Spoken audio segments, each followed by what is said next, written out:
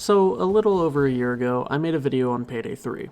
It was mostly negative, wanting things to be better, hoping for a good turnaround, and now in 2024, Payday 3 has changed. But has it all been for the better? Now, for starters, please don't take my word as law. I'm just a guy who likes to talk about games. I encourage you, the viewer, to play these games. I encourage you to have your own thoughts. You may think differently than I do. You're only human after all. But until then, grab your drills, your guns, and your mask, and let's get ramblin'. To say that Payday 3 was a mess on release is an understatement. Servers were fucked from day one, there was no offline mode, an underwhelming amount of content both in heists and customization, challenge-based progression was a mess, new systems that were poorly implemented or just didn't need to exist, I'm looking at you, Circles, and a lack of care for the series. All of these things and more definitely cemented Payday 3 as a disaster. No one wanted to play it.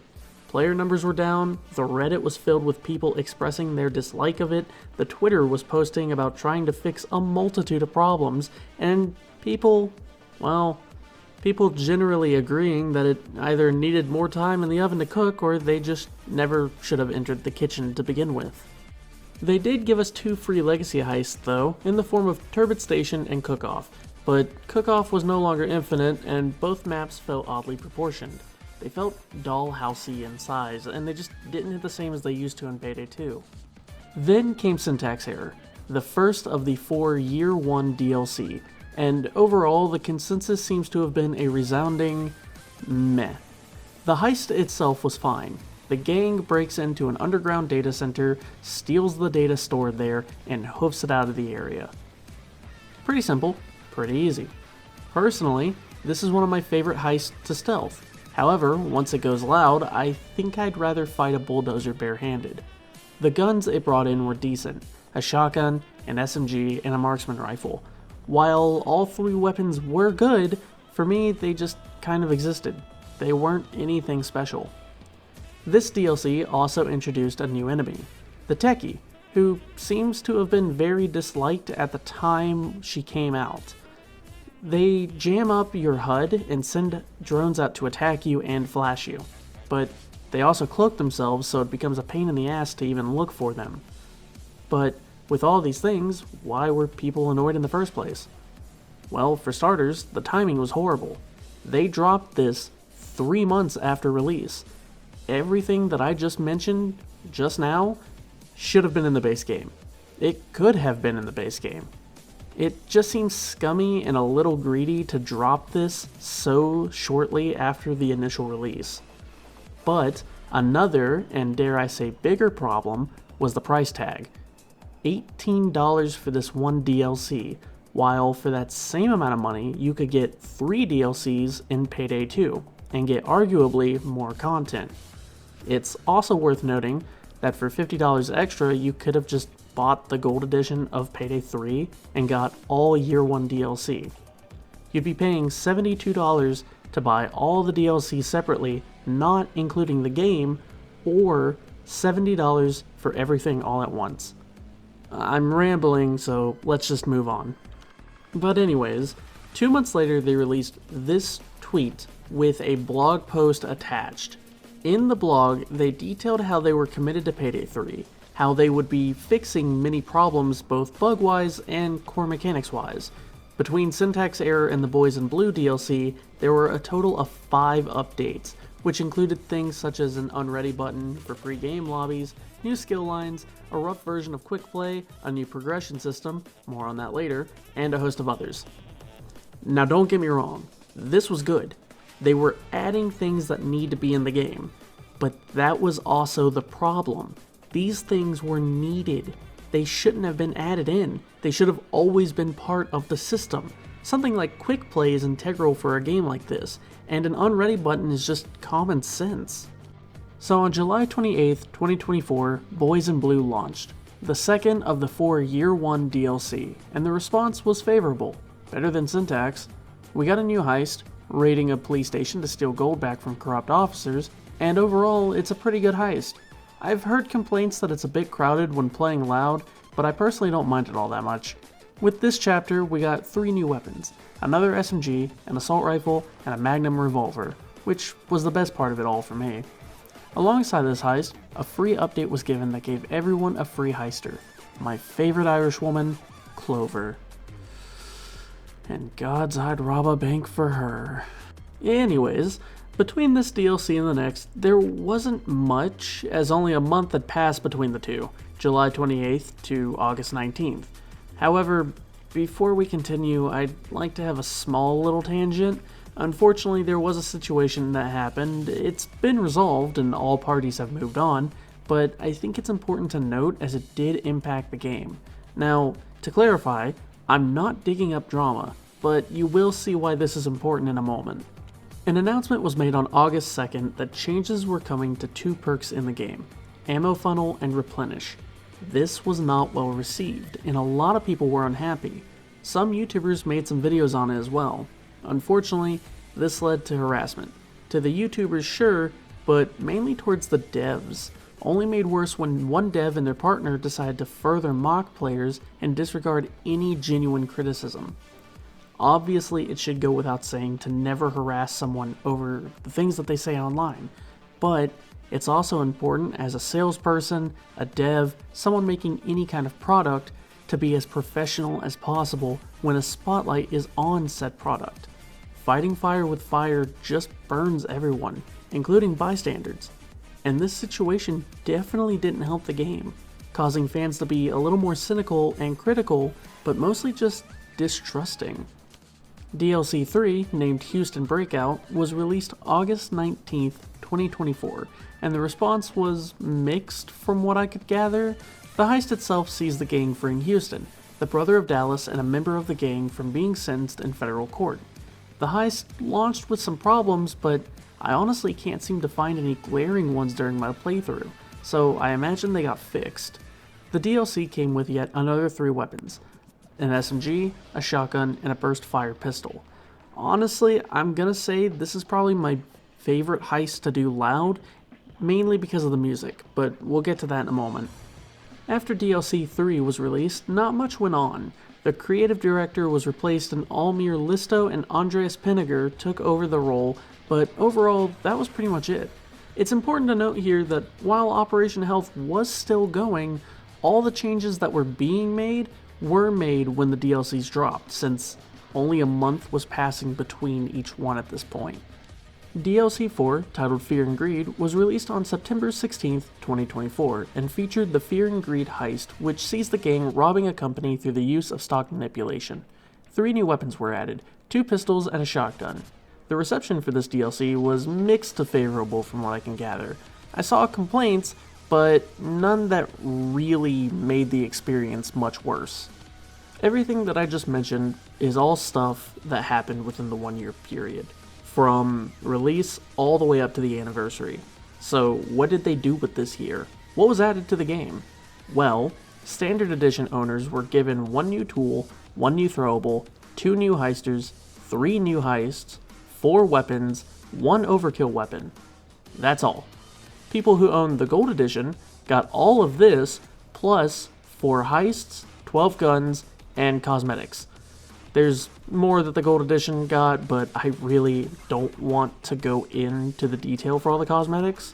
I don't care for them, but if that sways your opinion, so be it. I just didn't think they were important enough to add to the tally.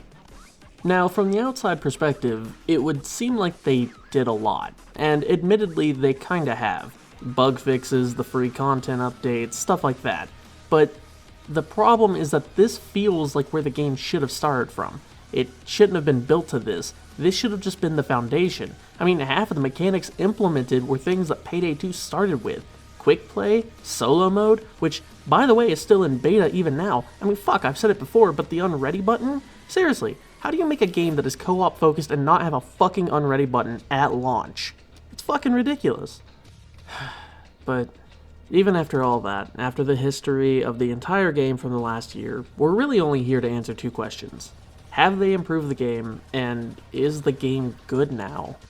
To that first question, I would say yes. It's very clear that the dev team has definitely tried to make this a better game. Lots of quality of life improvements mechanically and on the back end. Gunplay still feels tight, movement is still smooth. They changed a lot of the UI, which I'm personally a big fan of. I'm noticing less bugs on my end, and the game doesn't stutter like the kid from It anymore. Adding Clover has definitely earned points, but also adding her custom Queen's Revenge has been a blast. The new free heists are also enjoyable, and while 3 of the 4 total ones that we have now are just remakes, it's still nice to have more options of heisting. The new guns, both free and DLC, have given a lot of new combos, and I'm always looking for new ways to blast away New York's finest, so heads up there, it's good stuff. All the new skills have also helped. While I'm not a fan of most of them and I feel there's a lot of redundant skills, I'm sure someone finds uses with them. The music for the DLCs are definitely different from what we had in Payday 2, but they don't feel too far removed. They still feel like Payday music. Just listen.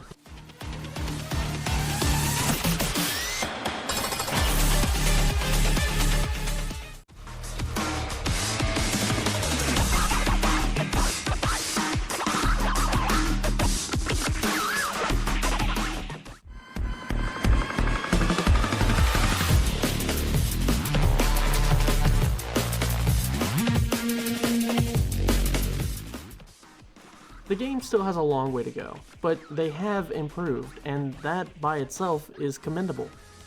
To the second question, I'd answer, well, that's up to you. For me though, I'd say it still needs work. Payday 3 is not a bad game at this point, don't get me wrong. There's a lot to love here, but first impressions matter, and theirs was insanely bad. There's still some stuff missing too. Melee weapons, for example. More challenges would be welcome. They completely changed the way to level up in this game, so now the challenge list is just kinda bare and empty. There's really nothing there besides completing certain heists on certain difficulties and then getting every single bag on the hardest difficulty of Cook-Off. There just needs to be more. Personally, I think the skill lines are too cluttered with things either extremely situational or completely useless. Again, someone probably gets use out of them, but it's my opinion that there's just too many that I can't find uses for. I think with 3 more free heists, we'll finally be in a good enough state with the game content-wise, but I would love some more original heists. All the free ones have been legacy heists from previous games. We've got Cook-Off, Turbid Station, and even with this newest release, we just got First World Bank. Diamond District is the only new original one, and while it's not necessarily a bad thing, it feels like they're banking on nostalgia more than anything else. I'd also love to see the safe house return, as well as being able to pre-plan heists. I love the favors, but there's just something so special about having the blueprint to the bank and working things out before you even started the match. The game is good, but it's just barely reached over that bar of competency, and sometimes it struggles to hold itself there.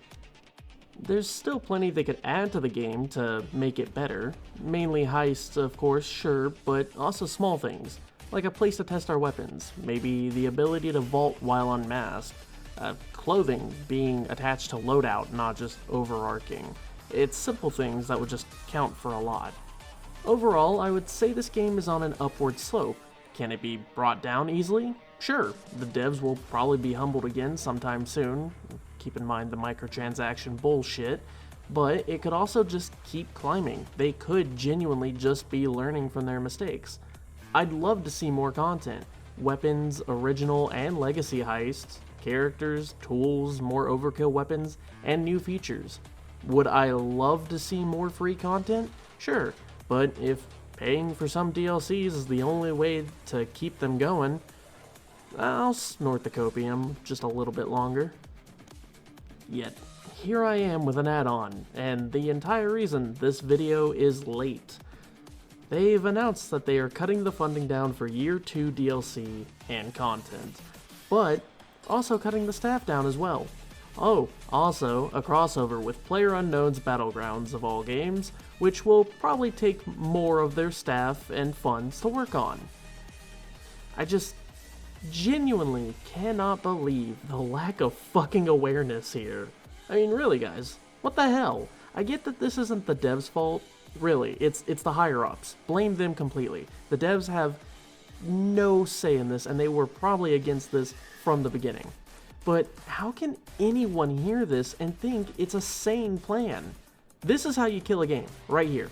This will result in fewer, smaller, yet buggier updates, less content overall, and the eventual death of this game by the end of 2025, if not sooner. They had something good here. I cannot stress that enough, that they had something good here. I've been enjoying Payday 3, collecting footage for this video, talking about it, speaking to others about the game, but they've genuinely shot it in the fucking foot here. The future of this game doesn't look bright anymore, and Starbreeze did it intentionally. I get it, the game wasn't a financial success. No shit. They haven't even broken even yet, but nothing makes me more wary of a game than the company that owns the IP not having any faith in their own fucking project. I understand that the fans are very vocal about this dislike.